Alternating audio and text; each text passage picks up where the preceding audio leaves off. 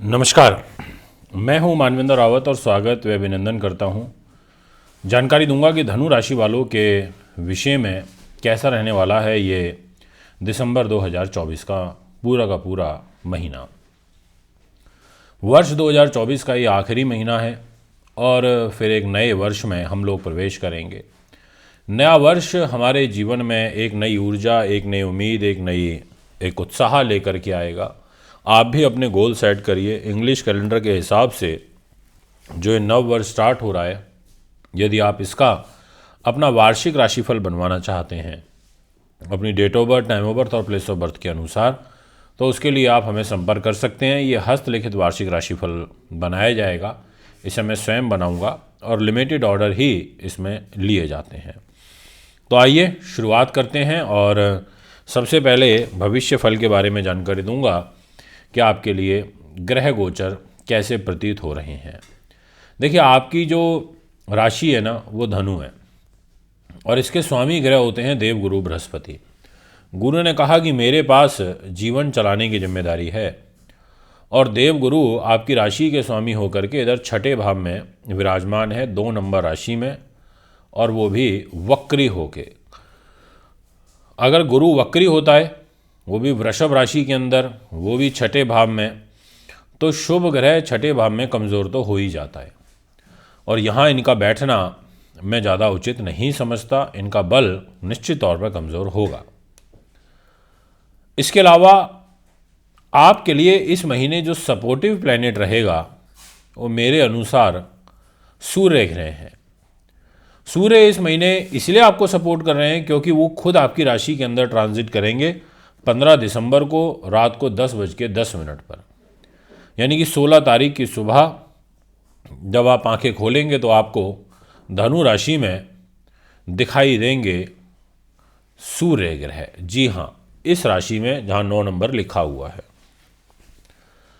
इसके अलावा आपका जो बुध है वो पूरे महीने 8 नंबर में ही रहेगा, जहां आपको दिखाई दे रहा होगा 8 नंबर। यहाँ सूर्य भी बैठे हैं तो 15 तारीख तक सूर्य इधर 8 नंबर में है, यानी कि खर्च के घर में।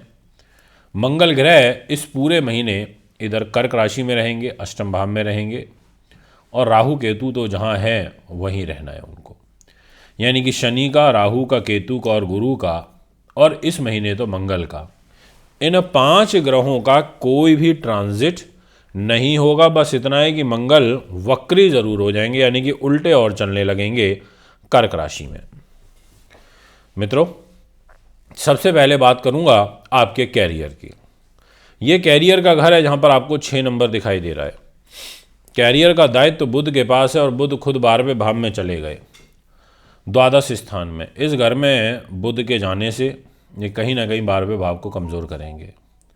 इस घर में बुध के जाने से ये आपके कैरियर को कमज़ोर करेंगे, आपको मेहनत परिश्रम ज़्यादा कराएंगे, ऐसा आपकी ग्रह स्थिति कहती हैं, और अत्यंत संघर्ष व के बाद आपके कार्य सिद्ध होंगे, ऐसा आपका ग्रह गोचर दिखाई पड़ता है। इसके अलावा आपका जो मान सम्मान रहेगा उसकी लॉर्डशिप देवगुरु बृहस्पति के पास है। गुरु ने कहा कि मेरे पास जिम्मेदारी, और गुरु भी छठे भाव में चले गए, तो मान सम्मान में आपको कमी महसूस होगी। आपको ऐसा प्रतीत होगा कि आपका मान सम्मान सही तरीके से नहीं चल पा रहा। आपको ऐसा प्रतीत होगा कि आपके कार्यों में और आपके व्यक्तित्व में कमी आ रही है।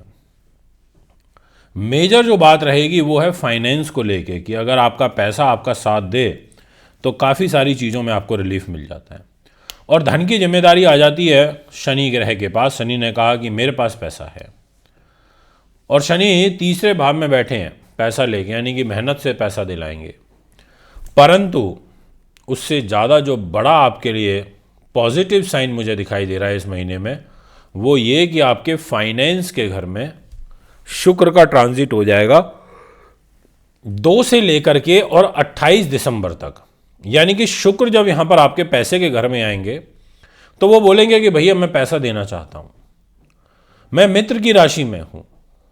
और शुक्र क्या लेकर के आएंगे? शुक्र लेके आएंगे प्रॉफिट, यानी कि व्यापार का स्वामी, विदेशी व्यापार का स्वामी आपका प्रॉफिट को लेकर के पैसे पर आ रहा है।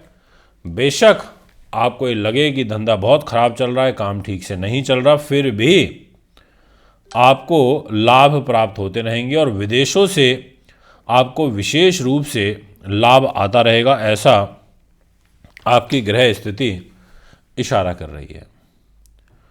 परंतु यही शुक्र आपका बीमारियों पर भी पैसा खर्च करेगा। यही शुक्र आपको कहीं ना कहीं स्वास्थ्य कारणों से भी उलझा करके रखेगा, ऐसा गोचर जन्म पत्रिका में मुझे दिखाई पड़ रहा है।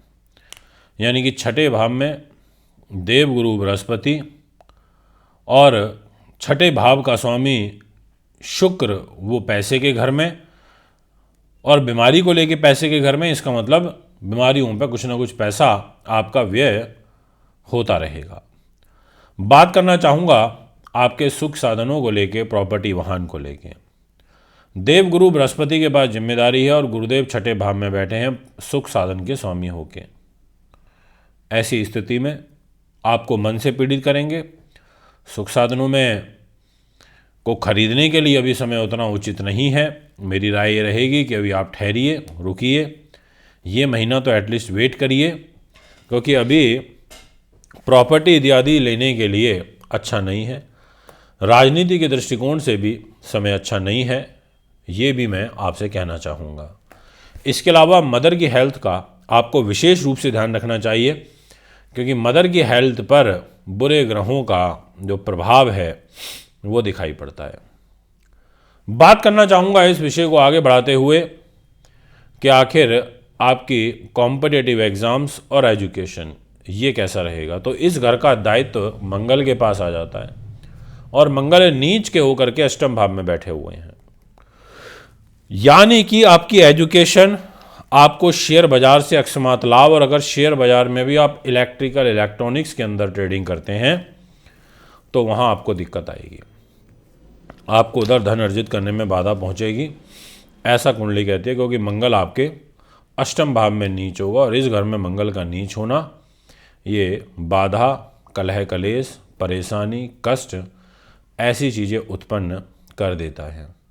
तो इसलिए इन बातों का ध्यान रखना होगा। मंगल के नीच होने के कारण आपको ब्लड प्रेशर, पेट से संबंधित बीमारी, पेट में अग्नि तत्व का बढ़ना, जलन होना, ऐसा योग आपको दिखाई पड़ेगा। और साथ में अगर दाम्पत्य जीवन की यदि मैं बात करूं तो मैरिज लाइफ भी आपकी एवरेज रहेगी, कोई बहुत अच्छी नहीं दिखाई पड़ती, बट आपकी लव लाइफ में ब्रेक लग सकता है। आपके भाग्य स्थान के स्वामी सूर्य ग्रह बनते हैं और वो सूर्य महाराज बहुत मजबूत स्थिति के अंदर 16 तारीख को आपके शरीर पर आ जाएंगे। तो जो ये सम्मान आपका बढ़ना है ये 15 तारीख के बाद बढ़ना है, ये मैं आपसे कहूँगा। और अगर कोई धार्मिक यात्रा करना चाहते हैं तो भी 16 दिसंबर से कर सकते हैं।